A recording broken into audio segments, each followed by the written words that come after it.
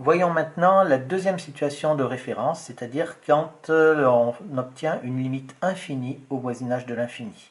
On va commencer en faisant une approche graphique, toujours avec les fonctions de référence. J'ai pris la fonction carré et la fonction exponentielle. Donc ici, on peut dire que graphiquement, graphiquement on obtient, c'est très clair, hein. Quand on prend des valeurs de x de plus en plus grandes, je suis avec la fonction carré, si je prends des valeurs de x qui sont de plus en plus grandes, et bien on voit bien que la courbe elle continue indéfiniment à monter puisque c'est une parabole, on connaît la structure d'une parabole, et donc on obtient la limite lorsque x tend vers plus l'infini de x au carré, qui va être égal donc à plus l'infini. Ici on a y égale x au carré, et ici y égale exponentielle de x.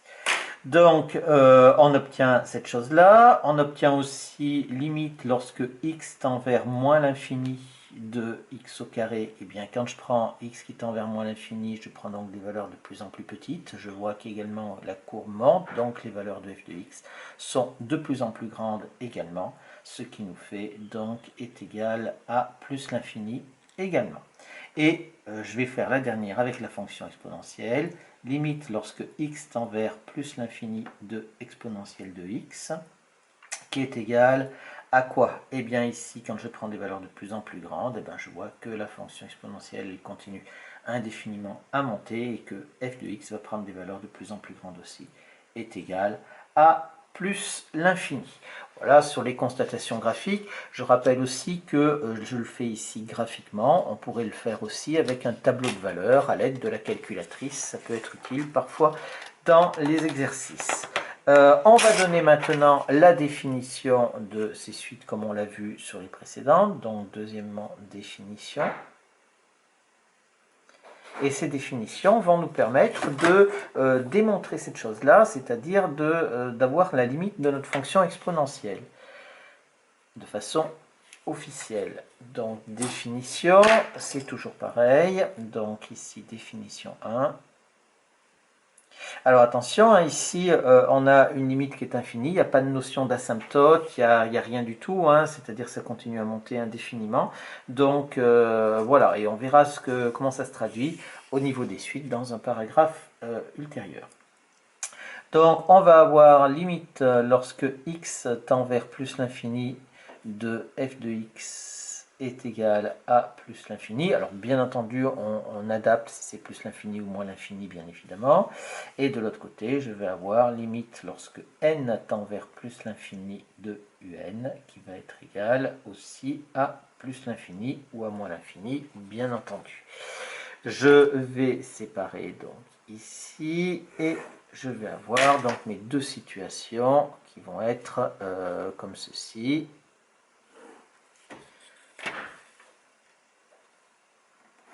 Donc là, je vais avoir la courbe représentative d'une fonction qui va faire n'importe quoi et puis qui après va continuer à monter. Pour une suite, je vais avoir comme représentation graphique, eh bien, je vais avoir donc ma suite qui va prendre donc un certain nombre de valeurs ici, et puis arriver à un certain moment, on va avoir voilà, quelque chose comme ceci. Voilà les termes de ma suite. Alors, comment est-ce qu'on va traduire ça? Eh bien, on va reprendre un petit peu ce qu'on avait vu dans le chapitre précédent, c'est-à-dire qu'on avait déjà une limite quand x tendait vers a de f de x qui est égal à plus l'infini. Qu'est-ce qu'on faisait? Eh bien, on se plaçait ici, on avait une valeur, on prenait un grand A quelconque et on prenait un intervalle ouvert qui contient grand A ici, pardon, un intervalle ouvert du style a plus l'infini. Ici, pareil, de la même manière avec les suites, on va se fixer un grand A à cet endroit-là par exemple, et on va prendre ici un intervalle ouvert, et ici. et on avait dit qu'il fallait que ça contienne toutes les valeurs. Et on va retrouver le même type de définition. C'est une histoire que ces intervalles que l'on prend sur les axes des ordonnées vont contenir toutes les valeurs de f de x ou de la suite à partir d'un certain rang ou pour x assez grand quand on travaille avec les fonctions. Donc là, ici, vous voyez bien que à cet endroit-là, hop, je me retrouve là sur l'axe des abscisses. Et donc, si je prends les x qui sont à partir de là, pour x assez grand, eh bien, j'ai bien toutes les valeurs de f de x qui sont dans mon intervalle là-haut. De la même manière pour les suites, ici, je vais avoir donc mon intervalle qui est là, et on voit bien que à partir de ce terme-là, là, ici, eh bien, à partir de ce terme-là, eh bien, toutes les valeurs de f de x vont être dans l'intervalle au-dessus. Et ça nous donne comme définition, donc limite lorsque x tend vers plus l'infini de f de x égale plus l'infini, c'est seulement si tout intervalle ouvert du type a plus l'infini contient toutes les valeurs de f de x pour x assez grand.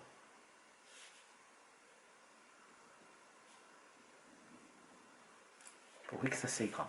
Et ici, on dira la même chose, si seulement si tout intervalle ouvert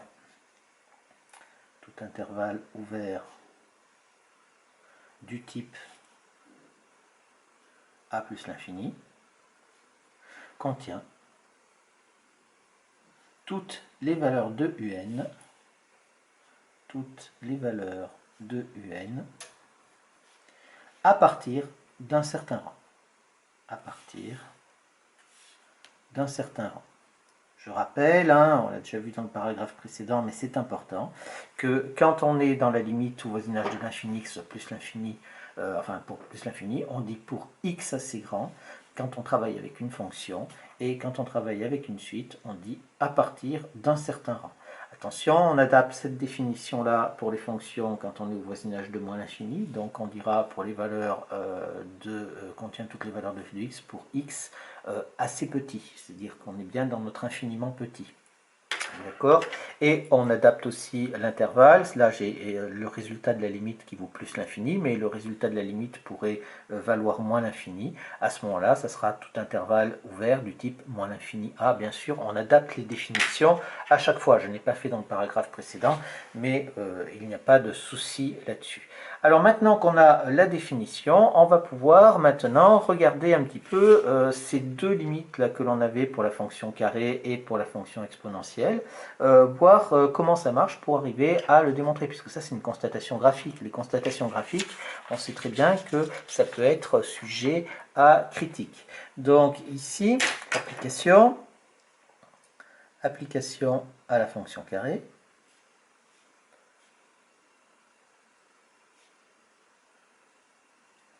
Donc, on y va. On va dire donc soit A appartenant, alors je le prends ici, A R plus étoile pour dire que je prends un réel positif. C'est pour mon seuil, là, ici. Étant donné que ça va tendre vers plus l'infini, le seuil ici, je le prends positif. Déjà, ça me permet d'avoir quelque chose de plus propre. Donc, soit A appartenant à R plus étoile, je vais dire que ma fonction x au carré va être supérieure à A. Ça, je traduis quoi? Je traduis le fait que je suis dans l'intervalle A plus l'infini, c'est-à-dire, ça veut dire que f de x est plus grand que A, est strictement supérieur à A. Ça, c'est équivalent à dire que x est supérieur à racine carrée de A, d'après les connaissances que vous avez. Et donc, on va dire, donc, l'intervalle ouvert,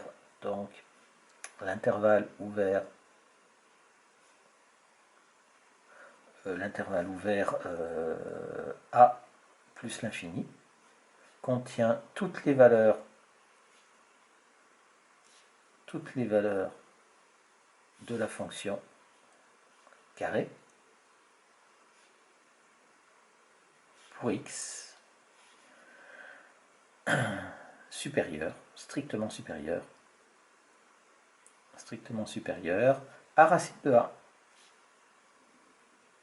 Eh bien ici, comme A est quelconque, comme grand A est quelconque, on a bien limite lorsque x tend vers plus l'infini de x au carré est égal à plus l'infini.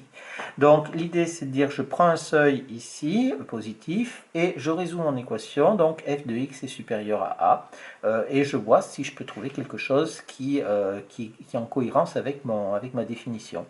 Et donc ici, je vois que si je prends x qui est plus grand que racine carrée de a, alors x au carré sera toujours plus grand que a, c'est-à-dire sera toujours dans cet intervalle ouvert a plus l'infini.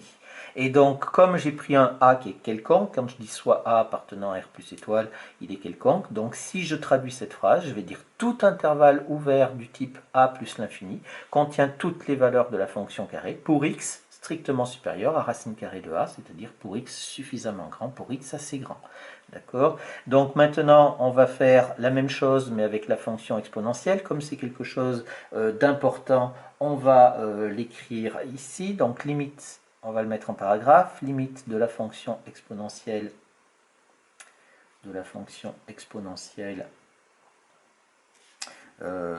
au voisinage de plus l'infini. Donc on va faire exactement la même chose qu'avec la fonction carrée. Attention ici, pour pouvoir faire ça, il y a un prérequis, d'accord, prérequis, autrement on ne pourra pas le faire, c'est la définition du logarithme népérien. Du logarithme népérien, c'est le chapitre 1 sur Programmat, vous trouverez ici. Alors, on y va, on a ici, donc on fait exactement la même chose qu'avec la fonction carrée. Donc je prends soit a appartenant à r plus étoile, et je vais dire donc que exponentielle de x est supérieure à a. Ça, c'est équivalent à dire que exponentielle de x est supérieure à exponentielle de logarithme népérien de a. On a une propriété qu'on a vue dans la définition du logarithme népérien qui dit que a est égal à exponentielle de logarithme népérien de a. Et on utilise maintenant ce que l'on a vu en classe de première.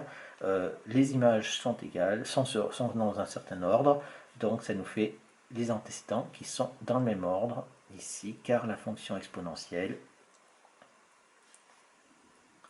est strictement croissante. Est strictement croissante.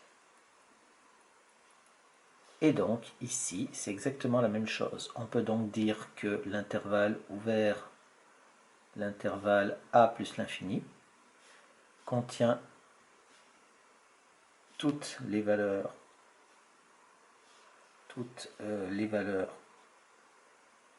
de exponentielle de x pour x strictement supérieur